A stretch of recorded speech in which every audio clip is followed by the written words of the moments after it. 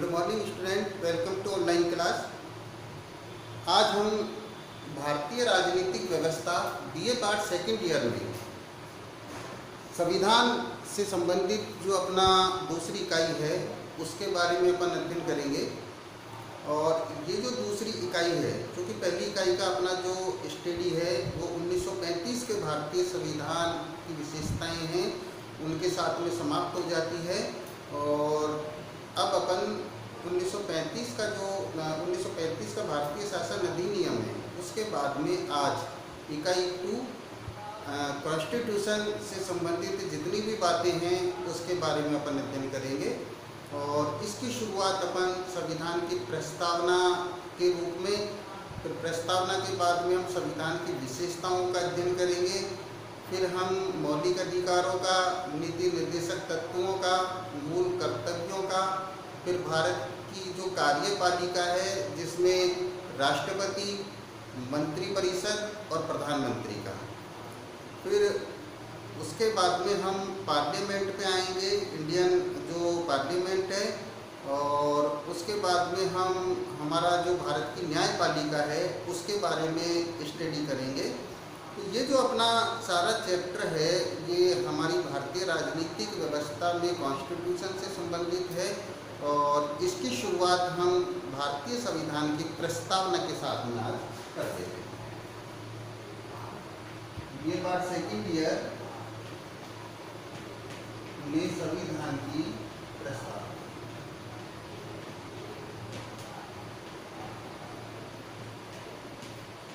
देखिए, जहाँ तक हम जब प्रस्तावना की बात करते हैं तो ऐसा कहा जाता है कि जिन देशों में लिखित संविधान होता है उन लिखित संविधानों में प्रस्तावना का बहुत महत्व होता है। कारण क्योंकि प्रस्तावना में संविधान के उद्देश्य या लक्ष्य है वो निर्धारित किए जाते हैं। और जब प्रेम्बल की स्टडी करते हैं शॉर्ट में, तो उस कॉन्स्टिट्यूशन की जो मेन बातें हैं वो प्रस्तावना में आ जाती हैं। प्रस्तावना का अध्ययन करने के बाद में समझा जा सकता है कि इस संविधान का उद्देश्य या लक्ष्य क्या है। जब हम लिखित संविधानों की बात करते हैं तो विश्व में लिखित संविधान का उदाहरण लिया जाता है अमेरिका के संविधान से। जब अमेरिका के संविधान को लिखा गया था, वो एक लिखित प्रलेख है, तो उसमें प्रस्तावना को रखा गया था। और जब हमारे भारतीय संविधान का निर्माण किया गया था संविधान सभा के माध्यम से, तो उसमें भी एक प्रस्तावना को रखा गया था। ये जो प्रस्तावना है वो हमारे भारतीय संविधान के उद्देश्य या लक्ष्य का निर्धारण करती है। अब यहाँ हम देखते हैं कि जो प्रस्तावना है इसके बारे में जो विवाद है वो भी उत्पन्न हुए हैं। ये कहा गया है कि प्रस्तावना संविधान की आत्मा होती है। क्या प्रस्तावना में परिवर्तन किया जा सकता है, नहीं किया जा सकता है, ये एक विवाद का विषय रहा था। और शुरुआत में माना गया था कि प्रस्तावना संविधान का अंग नहीं है, अतः ये वाद योग्य नहीं है।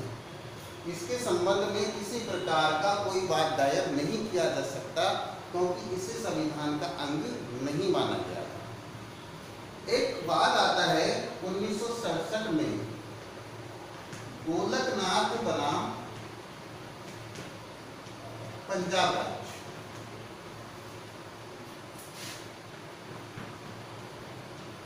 गोलकनाथ बनाम पंजाब राज्य, ये जो वाद था इसमें सुप्रीम कोर्ट ने ये डिसीजन दिया था कि प्रस्तावना संविधान का अंग है और ये कानूनी योग्य है। इसमें कानूनन रूप से विचार किया जा सकता है, वाद दायर किया जा सकता है, तो इसे संविधान का अंग मान लिया। परंतु एक वाद आता है 1973 में। ये वाद था केशवानंद बनाम केरल राज्य। इसमें सुप्रीम कोर्ट है, उसने अपने इस वाद का पुनरावलोकन किया था और ये माना था कि प्रस्तावना संविधान का अंग नहीं है। यानी कि जो पहले इस प्रकार की जो बातें थी संविधान के संबंध में, उसे केशवानंद भारती बनाम केरल राज्य है, उसमें उन्होंने एक्सेप्ट कर लिया। अब ये जो दोनों के दोनों डिसीजन सुप्रीम कोर्ट ने दिए थे, इसमें एक मतभेद की उसकी स्थिति उत्पन्न हो गई। और मतभेद तो जो कॉन्स्टिट्यूशन है उसके बारे में बहुत उत्पन्न हुआ था। तो यहाँ पे ये जो केशवानंद भारती का जो निर्णय आया, इसमें सुप्रीम कोर्ट ने ये भी कहा था कि संविधान या उसके किसी भाग में संशोधन किया जा सकता है, लेकिन संविधान के मूल ढांचे में परिवर्तन नहीं किया जा सकता। ये जो डिसीजन है ये सुप्रीम कोर्ट के द्वारा दिया गया था। तो फिर यहाँ ये भी बात क्लियर हो गई थी कि प्रस्तावना का जो मूल ढांचा है उसमें भी किसी प्रकार का संशोधन नहीं किया जा सकता, या प्रस्तावना में आमूल चूल परिवर्तन है वो नहीं किया जा सकता। ये जो चीजें हैं वो यहाँ क्लियर हो गई थी। इस असमंजसता की स्थिति को खत्म करने के लिए ही 24वां संविधान संशोधन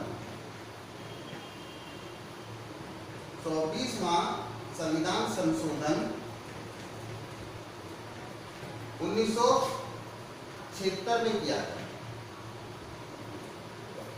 ये जो 24वां संविधान संशोधन हुआ था, इसमें ये एक्सेप्ट कर लिया था कि प्रस्तावना संविधान का अंग है। और ये जब एक्सेप्ट किया था 24वें संविधान संशोधन 1972 के द्वारा, तो ये एक्सेप्ट किया गया था। तो फिर ये बात आई थी कि अब संविधान की प्रस्तावना में बदलाव किया जा सकता है या परिवर्तन किया जा सकता है। और इसी को लेकर जो हमारे संविधान की प्रस्तावना है उसमें समाजवादी ये 42वां संविधान संशोधन फिर किया जाता है। 42वां संविधान संशोधन, ये संविधान संशोधन होता है 1976 में, ठीक है। तो ये उसमें 3 शब्दों को प्रस्तावना में जोड़ा जाता है: समाजवादी, पंथ निरपेक्ष व अखंडता। तो यहाँ पे 3 जो शब्द हैं उनको कॉन्स्टिट्यूशन की प्रियम्बल है उसमें जोड़ दिया गया और इस प्रकार से हमारे भारतीय संविधान की प्रस्तावना में एक बार संशोधन कर दिया। यानी कि केवल एक बार ही हमारे भारतीय संविधान की प्रस्तावना में संशोधन हुआ है और उसमें 3 शब्द हैं उनको निहित किया गया है: समाजवादी, पंथ निरपेक्ष व अखंडता। इस प्रकार से ये जो संविधान की प्रस्तावना संबंधी विवाद है ये यहाँ पर शांत हुआ था और फिर इसी प्रकार से हमारी जो संविधान की प्रस्तावना है वो सेट हो जाती है, ठीक है। अब यहाँ अपन जो प्रस्तावना है उससे संबंधित जो मुख्य बातें हैं या विशेषताएं हैं उनके बारे में अपन अध्ययन करेंगे और ये जानेंगे कि ये जो प्रस्तावना में जितने भी शब्द निहित कर रखे हैं इनका मीन्स क्या है, इनका अर्थ क्या है, और उन चीज़ों को हम एक एक करके जानेंगे। सबसे पहली बात आती है, यहाँ से संविधान की प्रस्तावना चालू होती है: हम भारत के लोग।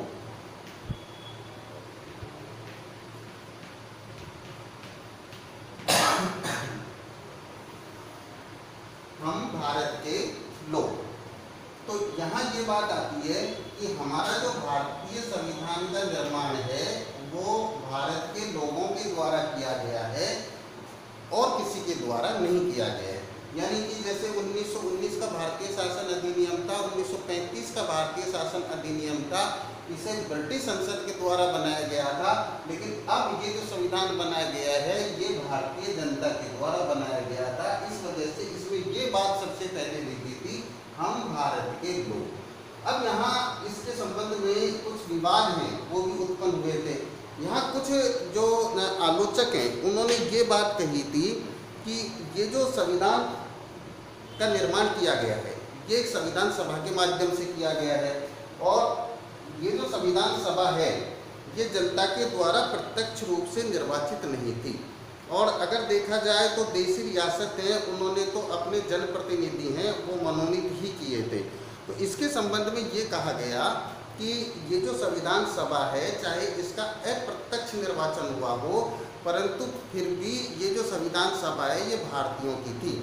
और जब ये संविधान सभा ने अपना काम कर लिया और इसे प्रथम जो संसद है उसका गौरव हासिल है, तो फिर बाद में जब इसका हमारे भारतीय संसद का निर्वाचन हुआ था तो संविधान सभा में जो लोग थे वो सभी निर्वाचित होकर आए थे।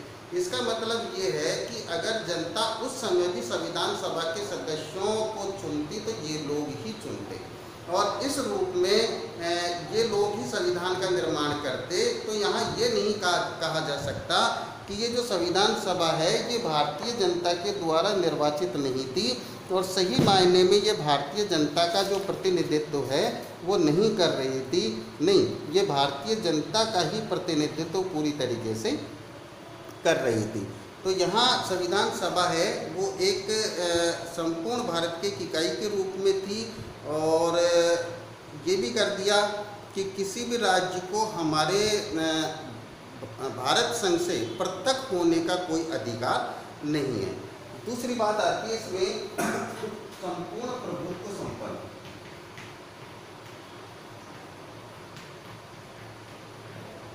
हम भारत के लोग संपूर्ण प्रभुत्व संपन्न, इससे तात्पर्य है कि भारत देश अपने क्षेत्र में पूर्ण प्रभु सत्ता संपन्नशाली है। यानी कि अब इस देश में अन्य किसी भी दूसरे देश है उसकी हुकूमत नहीं है। इससे पहले यहाँ ब्रिटिश शासन की हुकूमत थी, उसे समाप्त कर दिया गया और भारत की संप्रभुता भारतीय जनता के ही हाथ में आ गई और अन्य किसी के पास में नहीं थी। अब यहाँ ये बात आ गई कि चाहे वो आंतरिक क्षेत्र है और चाहे वो बाहरी क्षेत्र है, यानी कि दोनों ही शक्तियों में संप्रभुता है वो भारतीय जनता के हाथ में है। अर्थात भारतीय जनता है वो पूर्ण प्रभुत्वशाली है, यानी कि प्रभु सत्ता भारत की जनता में निवास करती है। तीसरी जो बात आती है इसमें जो नए शब्द को जोड़ा था वो आती है इसमें समाजवादी, जो मैं अभी आपको बता रहा था समाजवादी। इसका तात्पर्य क्या है? यानी भारत है वो समाजवादी ढांचे को लेकर चलता है, और समाजवादी ढांचा जो होता है वो इस बात को कहता है कि एक देश में सामाजिक, आर्थिक और राजनीतिक रूप से समानता होनी चाहिए, और यही जो चीज़ है वो हमारे भारत में ये समाजवाद दर्शाता है।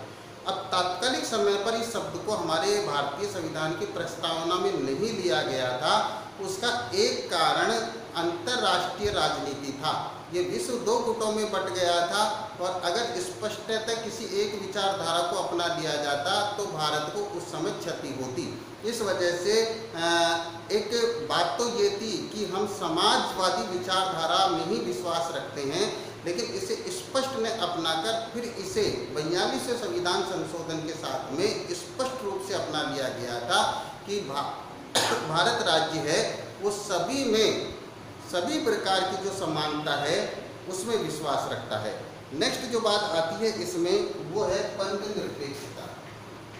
ये भी जो शब्द है वो 42वें संविधान संशोधन के साथ में रखा गया है,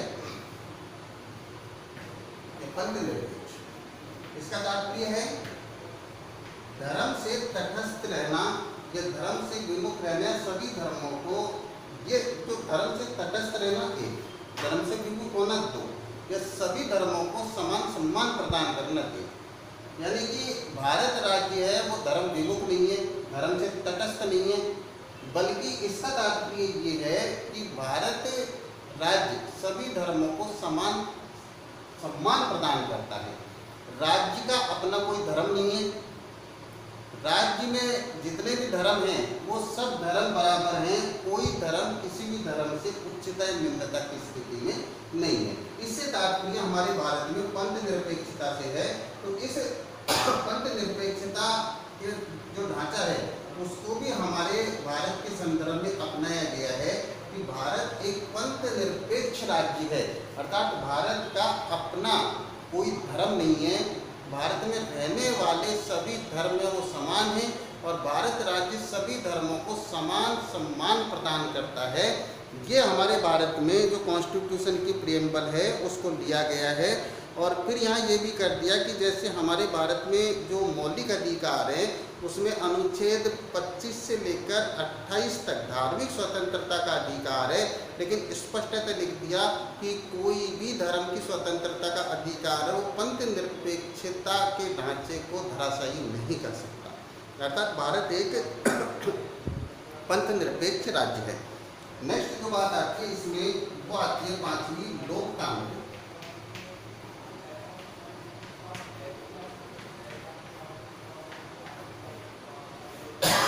भारत में लोकतांत्रिक शासन व्यवस्था को अपनाया गया है और इस लोकतांत्रिक शासन व्यवस्था के 2 जो स्वरूप हैं, एक तो संसदात्मक और दूसरा अध्यक्षात्मक। अध्यक्षात्मक व्यवस्था अमेरिका में है और संसदात्मक व्यवस्था ब्रिटेन में है। तो यहाँ भारत ब्रिटेन का शासित रहा था, भारतीय जनता ने संसदीय व्यवस्था को बहुत अच्छी तरीके से जान लिया था, इस वजह से लोकतंत्र में संसदीय ढांचा है उसको अपनाया गया, अध्यक्षीय ढांचे को नहीं अपनाया जाएगा। तो भारत एक लोकतांत्रिक राष्ट्र है, अर्थात एक निश्चित समय के लिए जनता यहाँ प्रतिनिधियों को निर्वाचित करती है। तो वो प्रतिनिधि जितने समय के लिए उनको निर्वाचित किया जाता है वो जनता पर शासन करते हैं, जनता के लिए जनता के हित में ही वो कानूनों का निर्माण करते हैं, सार्वजनिक हित में वो शासन करते हैं और जनता के द्वारा ही चुने गए जो प्रतिनिधि होते हैं वही यहाँ पर वैध होते हैं। अर्थात भारत में लोकतांत्रिक ढांचा है उसको अपनाया गया है। ब्रिटेन की तरह वहाँ का जो राजा है वो अलोकतांत्रिक है, तो उस रूप में हमारे ढांचे को नहीं अपनाया गया है। नेक्स्ट जो बात आती है लोकतांत्रिक के बाद में वो आती है गणराज्य।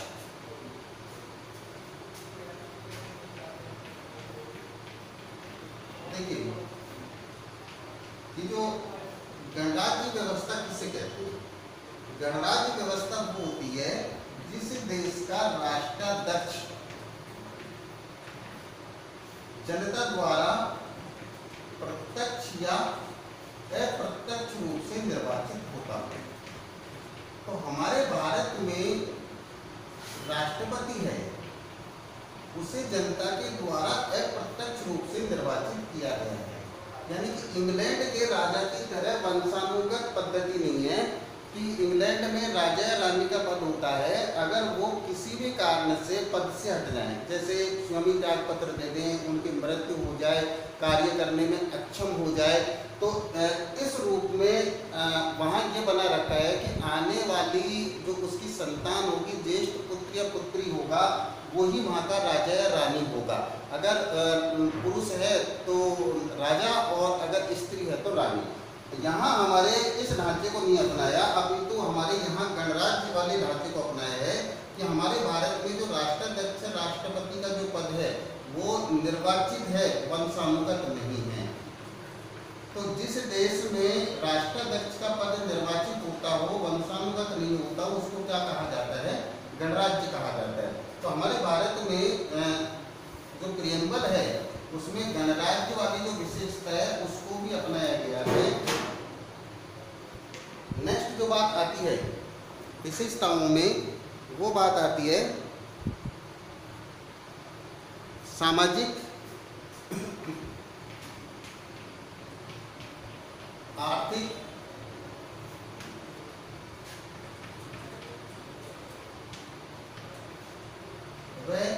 राजनीतिक न्याय।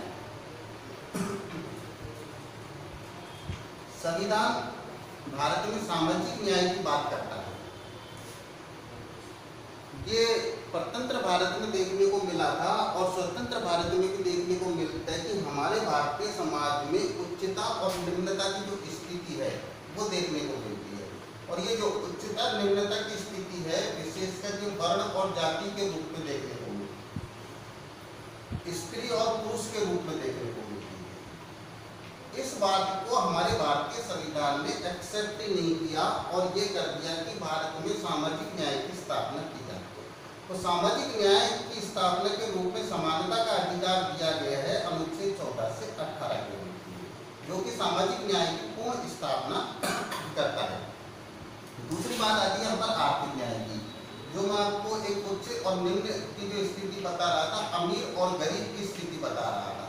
हालांकि समाजवादी ढांचे को अपना लिया गया है, लेकिन व्यवहारिक रूप से ये भी कर दिया कि राज्य के पास में अगर किसी प्रकार के संसाधन हैं तो राज्य के द्वारा उन संसाधनों का समान वितरण किया जाएगा, किसी भी प्रकार की असमानता की स्थिति को नहीं अपनाया जाएगा। तो ये राज्य के जो नीति निर्देशक तत्व हैं उन अनुच्छेद 39 में इस प्रकार की जो व्यवस्था है उसको निहित कर दिया गया है। तीसरी जो बात आती है वह यह राजनीतिक न्याय की बात। भारत में राजनीतिक न्याय की स्थापना भी की गई है और राजनीतिक न्याय के रूप में जब हम देखते हैं तो भारतीय जनता को निर्वाचन का अधिकार है वो दिया गया है राजनीतिक अधिकार के रूप में। क्या है?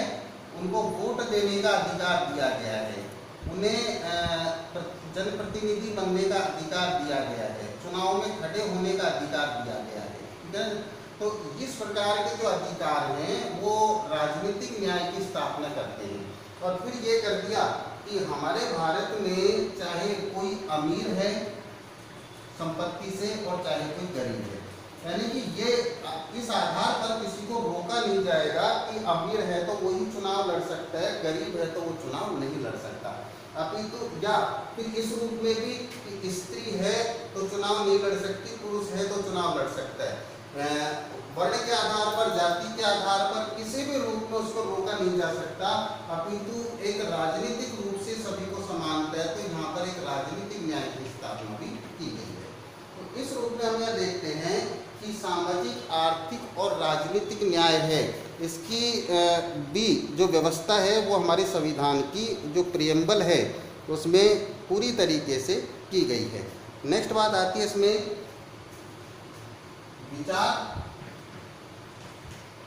अभिव्यक्ति, विश्वास व उपासना की स्वतंत्रता। भारत में रहने वाले सभी नागरिकों को अपना विचार प्रकट करने की स्वतंत्रता दी गई है। किसी भी माध्यम से अपने विचारों को प्रस्तुत कर सकते हैं। बात ये होनी चाहिए कि देश की शांति और सुरक्षा, राष्ट्र की एकता और अखंडता को कोई खतरा उत्पन्न नहीं, जहां तक वो अपने विचारों को प्रस्तुत कर सकता है। ये अनुच्छेद 19 के अंतर्गत विचार और अभिव्यक्ति की स्वतंत्रता है वो दी गई है। एक में अपने आप को वो किसी भी माध्यम से अभिव्यक्त कर सकता है, साहित्य के माध्यम से अभिव्यक्त कर सकता है, दूरदर्शन के माध्यम से अभिव्यक्त कर सकता है, भाषण देकर वो अपने आप को अभिव्यक्त कर सकता है। ये जो अभिव्यक्ति की स्वतंत्रता है वो व्यक्तियों को यहाँ प्रदान की गई है। कोई भी व्यक्ति हमारे भारत में किसी में भी विश्वास रख सकता है, किसी भी प्रकार की उपासना कर सकता है। धर्म के जो मार्ग हैं वो विभिन्न बताए गए हैं, और अगर किसी व्यक्ति को ऐसा लगता है कि मुझे इस धर्म में विश्वास है, मैं इसकी उपासना करूं, तो उसके ऊपर रोक नहीं लगाई जा सकती, अपितु वो किसी भी धर्म में विश्वास रख सकता है और किसी भी प्रकार की उपासना कर सकता है। तो इस रूप में जो प्रस्तावना है उसमें भारतीय नागरिक हैं उनको ये जो राइट हैं वो पूरी तरीके से दिए गए हैं। नेक्स्ट बात आती है इसमें व्यक्ति की गरिमा।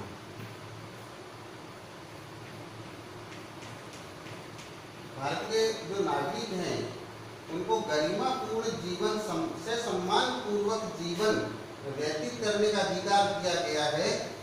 और अगर गरिमापूर्ण जीवन कोई व्यक्ति नहीं जी पा रहा है तो ये राज्य का दायित्व होगा कि वो ये देखे कि सभी व्यक्ति को जो भौतिक संसाधन है उनको उपलब्ध करवाए और गरिमापूर्ण जीवन है उसकी व्यवस्था करे। हमारे भारतीय संविधान के अनुच्छेद 21 में इस प्रकार की जो व्यवस्था है वो की गई है। तो भारत में जो व्यक्ति की गरिमा है इसको भी हमारे भारतीय संविधान की प्रस्तावना में रखा गया है। नेक्स्ट बात आती है इसमें राष्ट्र की एकता व अखंडता। ये जो शब्द है इसको भी 42 एकता ही था पहले, लेकिन अखंडता शब्द को 42 संविधान संशोधन 1976 के आधार पर शामिल किया गया। अभी मैं आपको बताऊंगा समाजवादी है उसको भी 42 संविधान संशोधन 1976 के द्वारा शामिल किया गया और पंथ निरपेक्ष उसको भी 42 संविधान संशोधन 1976 के द्वारा शामिल किया गया है। हमारे भारत में राष्ट्र की एकता और अखंडता है, ये बहुत महत्वपूर्ण है। भारत राष्ट्र भारत की एकता और अखंडता के साथ में किसी भी प्रकार का कोई समझौता नहीं करेगा। एकता और अखंडता है वो सर्वोपरि है। अगर राष्ट्र को ऐसा लगता है या शासन को ऐसा लगता है कि कोई हमारे भारत की राष्ट्र की एकता को आघात पहुंचा रहा है या भारत राष्ट्र को तोड़ने का प्रयास कर रहा है तो निश्चित रूप से भारत राष्ट्र उसे स्वीकार नहीं करेगा और उसे जवाब देगा। तो इस प्रकार की जो एकता अखंडता है उसको अपनाया गया है। इसी में एक बात है कि स्पष्ट रूप से भारत उस प्रकार की संघात्मक व्यवस्था को लेकर चलता है कि किसी भी प्रदेश को या प्रांत को भारतीय संघ से विलग होने का कोई अधिकार नहीं है। अर्थात भारत की अखंडता को किसी भी रूप में एक्सेप्टेड वो किया ही नहीं जा सकता। तो राष्ट्र की एकता और अखंडता है, इस बात को भी हमारे भारतीय संविधान की जो प्रस्तावना है इसमें एक्सेप्ट किया गया है। तो अपन ने ये देखा कि हमारे भारत में जो प्रेमबल है प्रस्तावना है उस प्रस्तावना में ये जो सारी चीज़ें हैं इनको लिखा गया है। मैंने आपको इनका मीन्स बताया कि क्या इनका अर्थ निकलता है और ये हमारे भारतीय संविधान के उद्देश्य या लक्ष्य हैं।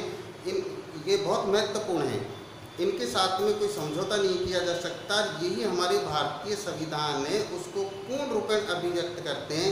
इस वजह से प्रस्तावना को हमारे भारतीय संविधान की आत्मा कहा गया है। आज के लिए इतना ही। आप ऑनलाइन कक्षाओं के साथ में बने रहिएगा। धन्यवाद।